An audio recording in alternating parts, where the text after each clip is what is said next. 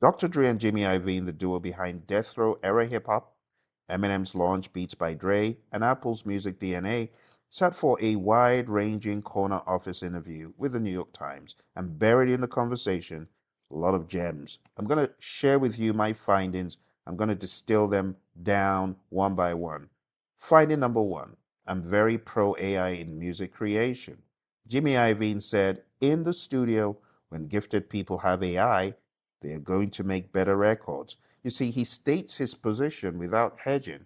He sees no downside to AI in the studio, and his reasoning is not technological, it's editorial. He points out that low quality music already exists at scale without AI, so AI generated crappy music is not a new problem. It's just a new source of the same old noise. Now, the claim is narrow, but it is important. AI does not manufacture talent, it amplifies whatever talent is already directing it.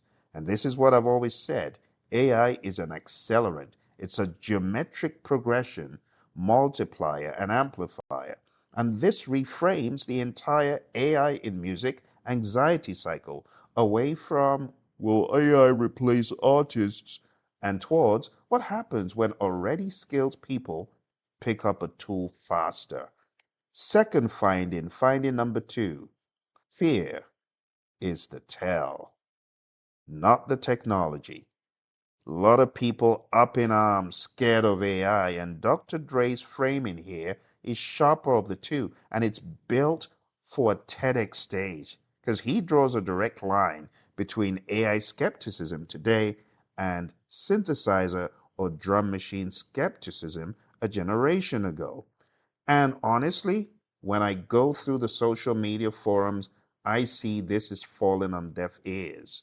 People still fail to see what Dr. Dre is talking about. He says that the only people that see AI music as a threat are the people who have trouble creating. Whoa. Now, this is a diagnostic line.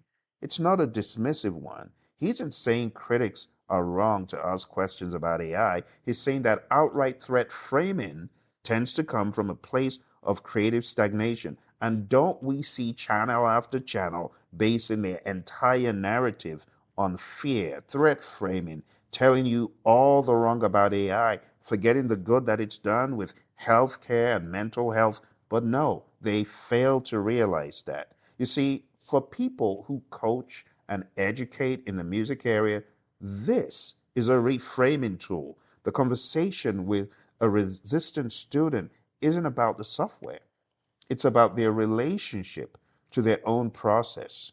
And I've always said those who are comfortable in their own skin know that AI is not a threat to them remotely.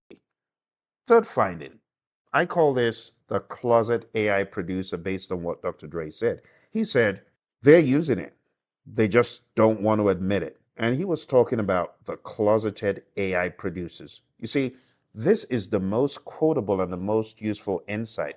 And it matters for positioning independent and DIY creators because the stigma around AI assisted production is being carried disproportionately by people without the cultural capital to survive the disclosure. Established producers can quietly use AI as a workflow accelerant with zero reputational risk, while newer artists face scrutiny for the same behavior. Now, naming this gap is useful content. Finding number four is AI as a mirror, not a replacement. So, when asked directly how he uses AI while producing, Dr. Dre described it as a feedback tool, something he applies to work he has already made to see what the tool does with it, rather than a generator he defers to from a blank page. And that is exactly how I use AI in a lot of instances. I take my old 20, 30-year work, put it into the tool, and see what it does. And sometimes my mind is blown by what it comes up with, but it started with my idea as the seed. And that's the distinction between an AI as a co writer producer and an AI as a second opinion producer. You get it? And there's nothing wrong in either, but there are different levels of AI creation. Sometimes you are level one using it for metadata, sometimes level two as an idea spark, Sometimes level 3 for you to sculpt the sound with tools like Lambda and other AI mastering tools. Sometimes you add a 4 using it as a 50-50 contributor, or level 5 where you might have more from the AI tool, and a level 6 where it is almost performing but based on your original idea. And there's no shame in the game. I'm just showing you the different approaches to AI music. And this lines up with a stage one canvas mental model already in use across AI music workflows. AI tools are strongest as a reflective or exploratory pass on human originated material, not as the origin point. My fifth finding is marketing is empathy, and this applies to AI tools too.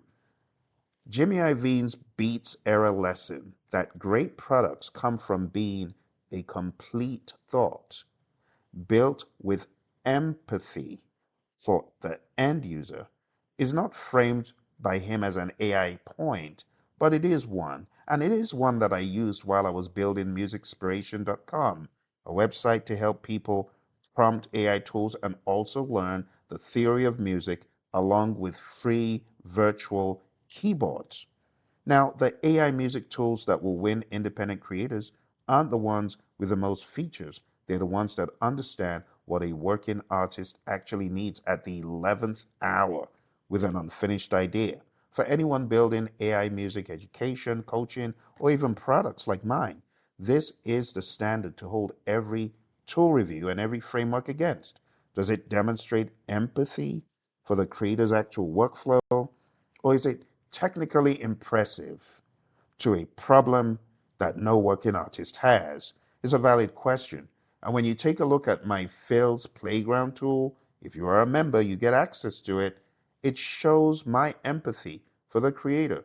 The creator wants to think in a modular way, especially if they have experience in musical taste, because they can pick different drum kits, different hi-hat sounds, different elements, whether you're in trap or you're in jazz or you're in pop.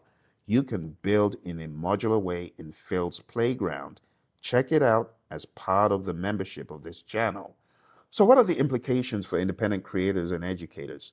Number one, stop treating AI adoption as binary. It's not AI artists versus real artists. The industry's biggest names have already dissolved that line privately. Number two, build content and coaching that normalizes disclosure of AI assisted workflows, closing the credibility gap. There ain't no fear in the game or shame in the game of using AI as a minion, as I put it.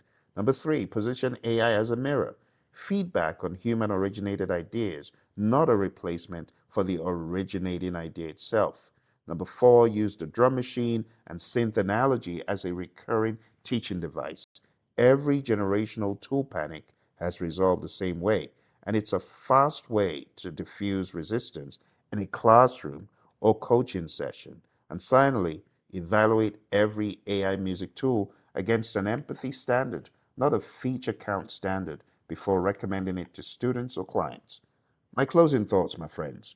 I talk about Napster a lot, and two men who lived through Napster who built a $1 billion headphone company out of a sense for culture that couldn't be focus grouped and who have nothing left to prove, looked at AI and said, use it or admit you already are. Now, that's not a corporate talking point. That's the clearest permission slip the independent creative community is going to get from the top of the industry. And it's the argument that this study is built to carry on to a stage. So let the naysayers and the AI skeptics be negative against what Dre and Iovine have said. They're getting a lot of backlash, people saying Dre's washed, he's creatively finished. But I'd like to say focus on the facts. The problem with the AI camp, the anti AI camp, is they bring insults, not rational discourse, which shows the weakness of their argument or the lack of an argument at all when it comes to understanding how these tools can be used as that tools. Like, subscribe, and share.